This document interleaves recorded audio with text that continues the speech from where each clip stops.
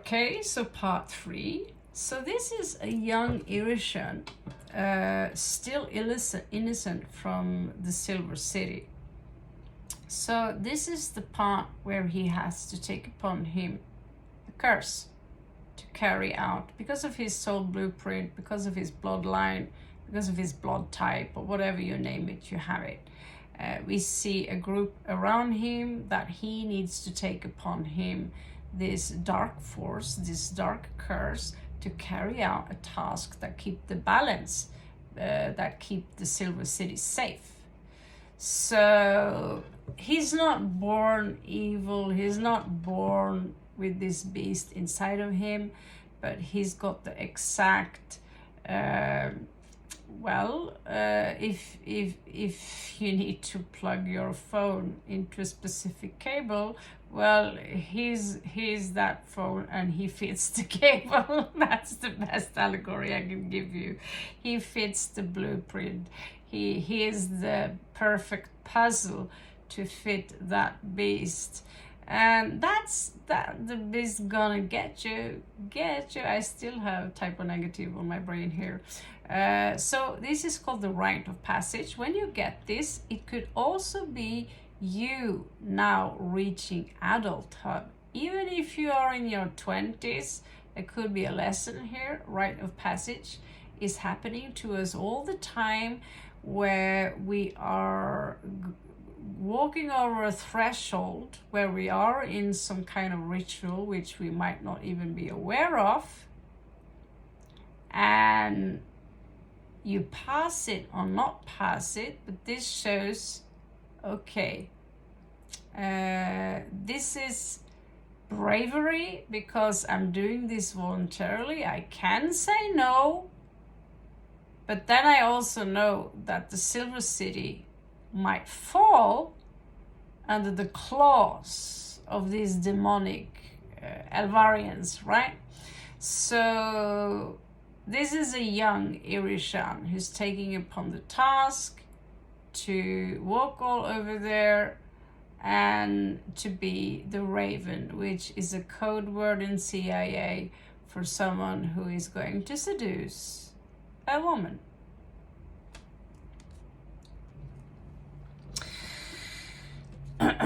Or seduce in a group of people. Again, here we see Sahana, and this is her. It's called metamorphosis. So you can tweak your energies all the time, which means what the ninja did, they tweaked their energies all the time, right?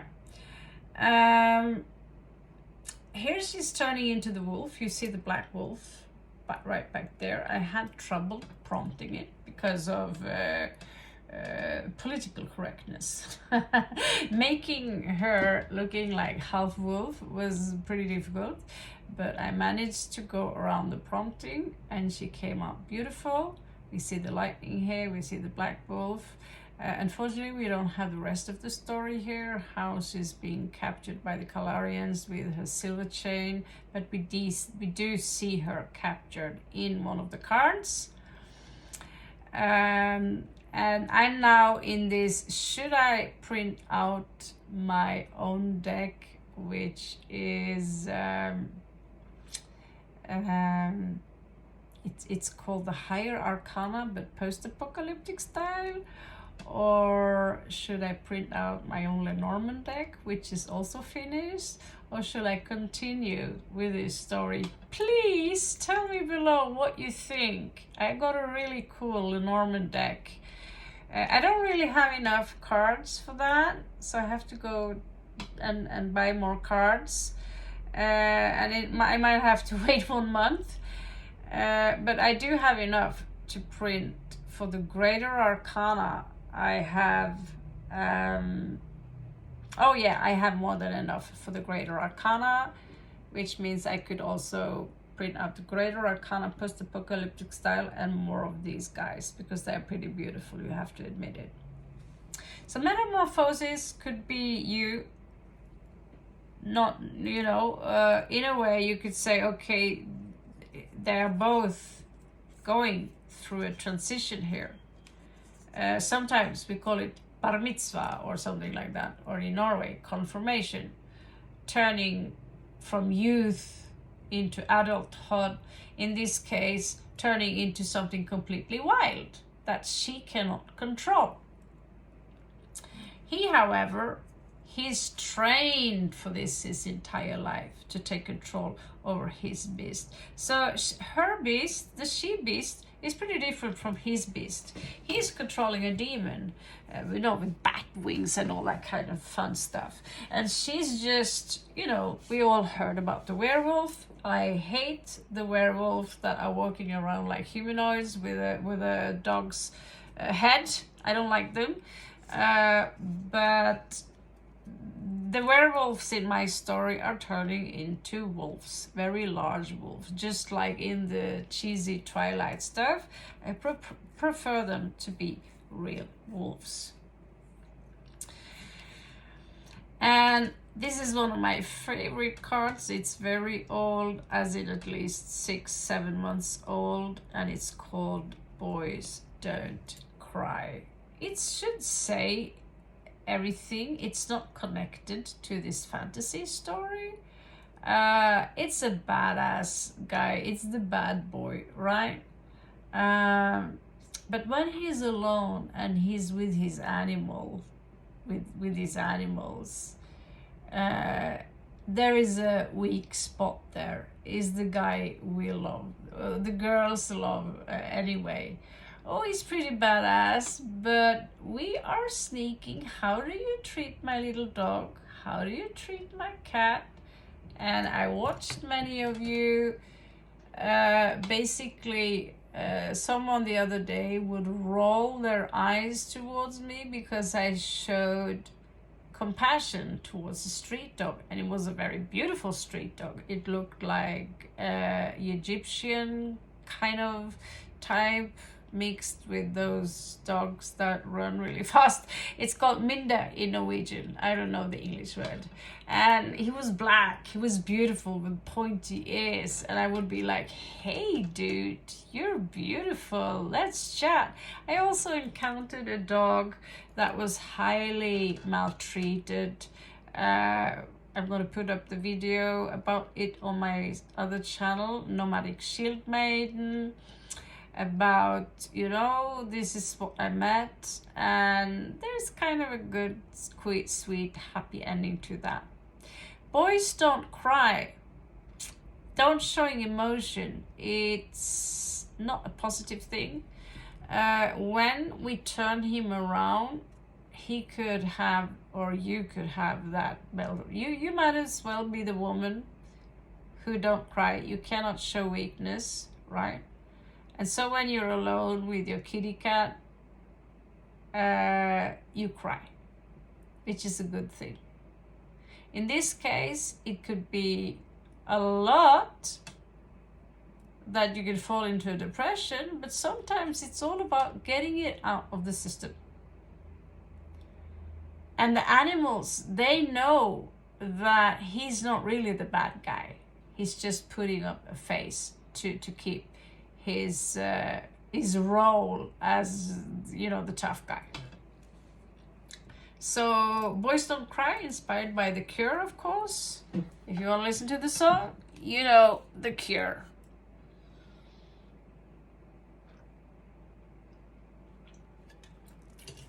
Okay. So here we have one of my badass favorites. Already I can see my cards are getting some scratches. So even if I wanted to sell them, I couldn't. But this is beyond the regent. Okay, she's the emperor and empress. She's got that curse as well as Irishon in a sense, but to her it's not a curse, it's just part of her. She's a goddess. She's the architect. Okay? She's the maker of worlds, which is part of the twist in that story. So I'm not going to tell you all of it because that's the fun part. So here we see Anzu in her beautiful self with her wings spread out. Also here with the tip of Queen of Swords, I have to make difficult decisions, but I'll be fair. Sometimes I have to, but not just fair, but fared, right? So demon goddess kind of reminds me a little bit about Lilith. Don't you dare oppose me. Known to be the strongest one, known to be the underestimated one, could be the very incarnation of Queen Tiamat herself, as we also knew in Enuma Elish as Anzu. She's named after her. Now, is she a reincarnation of that big badass? Our mother, basically. The dragon. Or is she just inspired? Anyway, she's far more powerful than just the queen. The troll queen, the Atarian queen. She's far more powerful than just what you see in the cards. She's not just some queen that sits there because the king died. No. So here we have the card. I couldn't show you because it was too dark. So this is called the Lovers. Basically corresponds with the Lovers card in the Tarot deck. Originally in the old school kind of deck, there was a choice. You had to choose between two women. And this could be the same depending. The story here is a little bit different. This is not Sahana. Sahana have a twin called Savannah. And they are very, very similar into this guy's shock, because he, of course, as well as a Kalarian elf, they are known to have, well, I'm not going to cheat how they look like, but as you see, he's not from the Silver City. He's not allowed into the Silver City, really, but there are secrets he have that will shock her. He got shocked when he saw her because he thought he lost Sahana. Turns out that he's vibing far more with Savannah than with her sister. Because, well, let's just say they have a lot more in common when it comes to being badass. She's badass version, and she speaks, and she will kick your ass. So she's a shield maiden, she's a warrior as well as a very sophisticated side. So as we see in one card, she's playing the violin, he's playing the cello. So she knows the stuff that her sister does. But the curse they carry, she can control that because, well, she's badass. But they are different in a sense, and that's something that we will learn to know, which is not necessarily important in this deck. So here, he is actually the one that takes the initiative, because she has a side to her that shows she's kind of shy when it comes to that love stuff. And he's been in love with Sahana for a long time, realizing that no, the reason nothing happened is because Sahana, she already met her twin flame. So although she was in his, sorry about that, my table isn't first class. So although she spent her time in the village with him and the wolf crew, something, it was like there was, they loved each other in their own way as soulmates, but she already, let's say, imprinted on Irishan, the demon king. And so when she disappeared, Valir was devastated. Then Savannah pops up and he's like, what the fuck just happened here? They look the same, but they're not the same. She's this one. What happened to Savannah? She's badass. And she's like, hey, she kicks his ass a little bit, but they got this vibe together. But when it comes to love, she's kind of shy. So the lovers here, yes, when you get them and you don't know the story, you could just take it as it is, the lovers. You feel free to chant it as you want, okay?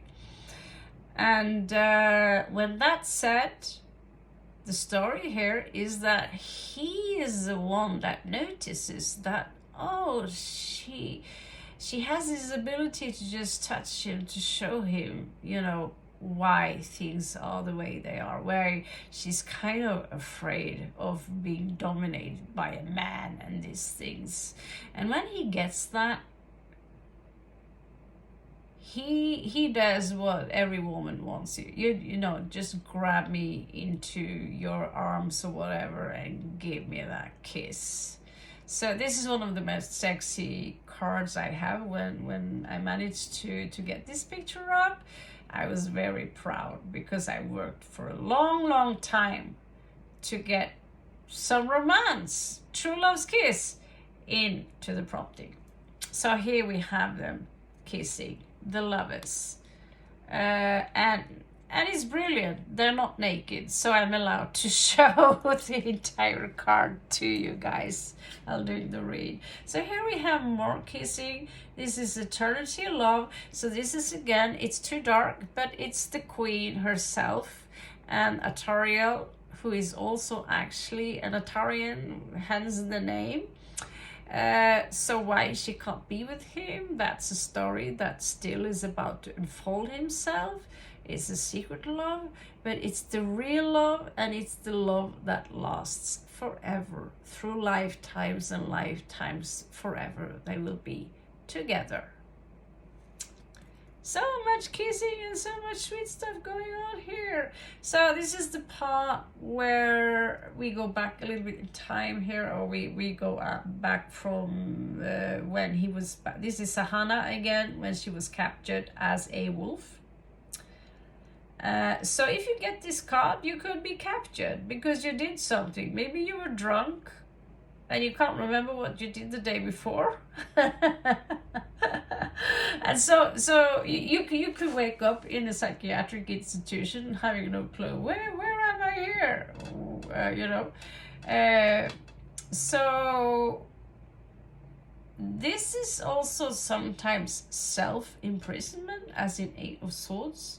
There is a red line above her head that she should really think about how she do things, that her ways clearly don't work. So Valir here, guarding her, she barely notices him. It's like he's there in spirit, but he's in the story, he's actually there. But in your read, in your interpretation here, we have two captured cards. I'm going to change that a little bit. But yeah, that catch the wolf. She's a really badass big wolf, but nothing the Kalarian tribe cannot handle. So she's like, why am I here? It's like she's not really self-aware of that beast inside of her. So this is shadow work. And also, you know, you can easily get out of those chains. Just show me that you can control that beast, right? So is it an ultimatum? I'm sure it is.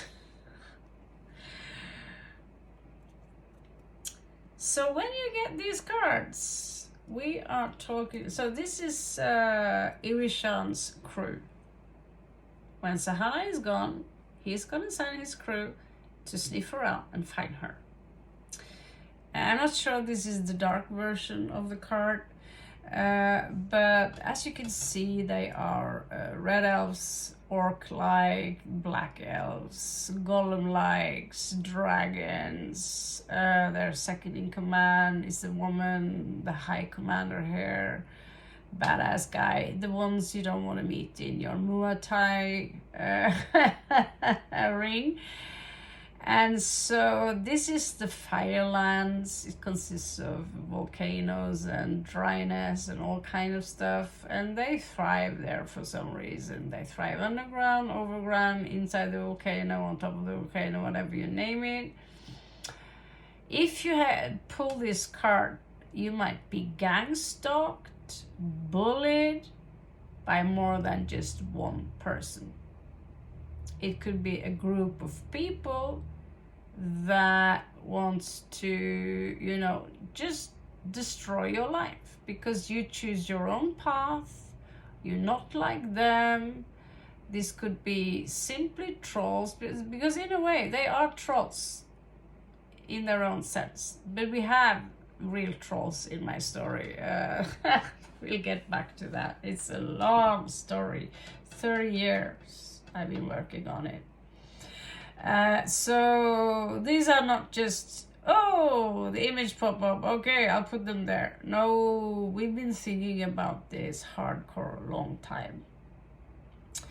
Gang stalking, bullying, this is the people who are entitled to make your life into a living misery because you were mean to my girlfriend, so now I'm going to gather my people who are less educated to destroy your life. Okay, so we've all been there. Some of us are still there. Block them. Don't explain yourself. No excuses. This kind of behavior from these people. They are usually soulless. They lack empathy. And when they harm you, they have fun. So yeah, here is the dark version, which is the reason I thought, you know, this kind of artwork, it deserves the details that we've been working around them. Still, I keep the double card, like I said, if someone here just got the double message. And so that means be a little bit more careful. When you get two of those, be careful. One of my favorite guys, the puppet master, he's seductive, he's beautiful, he's a Machiavellian. Some people say Machiavellian, he was evil, and again I'd say no, he was just an author and he was working with the big guys and he just observed what kind of tactics that worked versus the ones that didn't. And he saw that keeping yourself quiet, keeping your you know, and many of the tactics he used, I actually wrote a book about that. How to appear weak, so your enemy can become overconfident. Already I said too much. So rather read about the Machiavellian style than reading that than me tell you. This is beyond narcissism. This is someone who is smart. So the question is here, are you the puppet here? Or are you smart enough to be the puppet master? Most of us, we give out way too much information, like the parrot sitting here. But sometimes you shouldn't underestimate the parrot either. The jester in the court is very much like this. And if you have a look at his shadow, it's not a very pretty shadow. Is that a jinn behind him, or is it his own shadow? Whatever he does, he's in charge. He's standing behind the king, and the king thinks that he's in charge. In reality, he's got, you know, Scorpios are known to. I don't need to be the lion here, right? All I need to be is the one who gets to pull the strings, because I don't need my face on any poster. And so if you have someone like that in your life, if this is your husband, run. If this is you, well done. Let's put it like that. Well done. So it's not good. It's not evil. It's just figuring out how to climb the ladder and become the big bad boss, basically. So what we have here, I'm gonna take this one first. So this is actually the vibe card when you meet someone and you just vibe with them automatically, despite they come from two different tribes. They're not allowed to really be together that much. You know, it's like India meet North Europe, two different cultures crash, and yet you find that vibe, which is so, you know, these are not twin flames, they are soulmates, but they work so well together, like a piece. You are the piece of puzzle that I missed. And they're not doing the same thing, they don't look the same thing, but he plays the cello, she plays the violin, he's the bass, she's the soprano, he drinks the coffee so she can keep her tea. This is yin and yang, and they work very well together. This is the vibe that eventually led to led to this. You know, at some point she also realized that, wow, I'm vibing well, too well with him. So she's also a potential runner in this case. In this case, the girls are the runners. But he has some stuff, a nice story, twist to the story, which I love to tell you about. All you have to do is ask, or maybe I won't say anything. But he's more than just a forest guardian who, you know, with a bow and arrow and all that kind of stuff. But he, you know, he doesn't like to be the golden lion there. You know, he's good with what he is, and whatever he is, well, she's lucky. And so you see, because this is a cool lady. She's badass. You know, she's badass.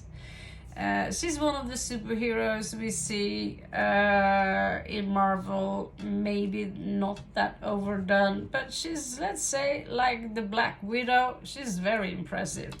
The last card here, which have gone so far, 35 cards, what do you know, is called the Reaper. So it's basically card 13, Meldov style, Raven style.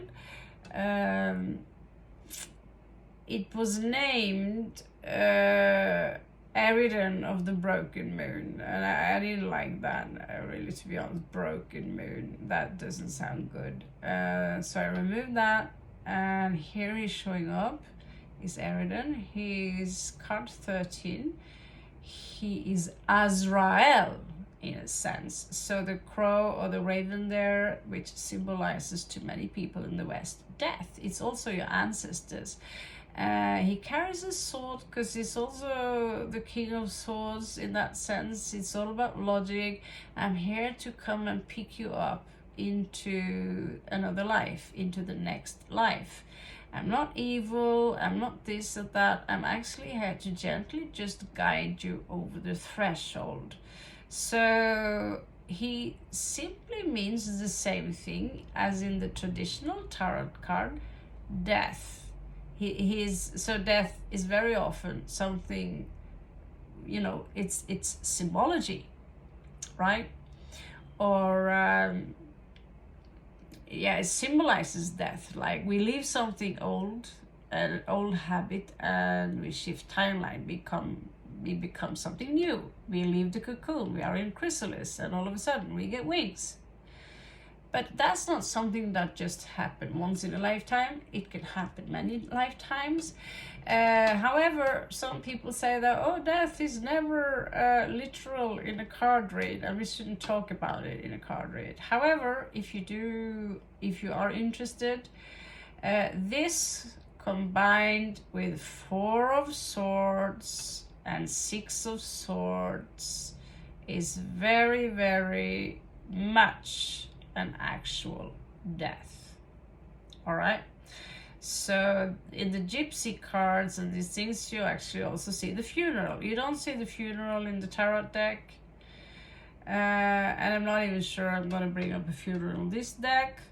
But if you see 4 of Swords, 6 of Swords, because the 6 of Swords is the river Styx and bringing you over to the other side. That's the ferryman. And that's the part that goes all the way back from Egypt that many card readers are overlooking. So that means that the Tower, I'm very close to Bangkok right now, and where I am, this place I'm sitting right now was shaking badass. However, I'm lucky to not be in one of those towers. But just saying, you know, a tower can actually be Bangkok here the other day, right? So sometimes the card actually are literal things taking place. That means that this guy can say, you know, it's time to get better habits, do something, change your life into the better. Or he can be there because you're old, you're sick, and I'm here to take away your pain, to take you home. Thank you so much. If you're still here, digging my deck, I'm now about to think, should I give out more of the story in regards to this little world, which I happen to favorize a little bit? Or should I, what about post-apocalyptic, higher arcana, 22 cards only? And unfortunately, there is not enough, I think. It could be enough to make the cards also known as Lenormand. So I'm a little bit there. Should I or should I not? There are always some technical things that we need to fight. But so far we have 35 cards. It looks like a full tarot deck actually. This is how thick they are, but thank God they are easy to shuffle. So tell me what you think about the cards. Is there any favorite card you like? Is there any card you think are missing here? Maybe I already have it. I've got thousands of cards stored. And what would you want in my case? Would you want to have a full Lenormand deck, personally styled? Would you want post-apocalyptic? Higher arcana, which consists of 22 cards, which are basically the archetypes? Or would you just go havoc, finishing your own oracle deck? This is an oracle deck, but also do function in many ways as your own tarot. I can read them because I know the story, and same could you. What would you do? I would love to hear some feedback from you. And if you are a tarot card reader, would this style be something that you're interested in? Or would you go for something more traditional as a either Aleister Crowley card or something in the direction like this? These are also very beautiful. So we are in competition, guys, with other card producers. And it's officially on. I'm truly proud of what we have managed to do. I'm thinking the Oracle deck was supposed to be more like this. But you have to admit, the artwork we have versus this is pretty much cooler. So the next step here, fund me, help me, so we can get the real deal to hold it. No backshine. We can see the card. Easy to shuffle. This good feeling. Also, not to mention putting them back in the box where they belong. That would be a wonderful experience. So this is where we are at now. We have Photoshop finally accessible, and for now we have come very far. After 7 months, we finally get to see the cards. Well, I would say on paper, but photo paper in this case. So yes, I would love your feedback. Thank you so much if you've been able to watch all the way through here. Usually a flip-through deck doesn't get a lot of views, but if you are one of those who collect special cards, I might have that special stuff for you. You know, I'm on the production side now. You can contact me. I can give you some outlines of what I have. And when that's said, Om Namah Shivaya, maybe at the end of the year here, we have a full set regular deck or regular oracle deck that's easy to shuffle, which will be available also for all of you. For now, check my free spreads, check my regular readings, and you're going to have a different kind of interpretation here than the one you are used to. Love you so much. Catch you on the flip side.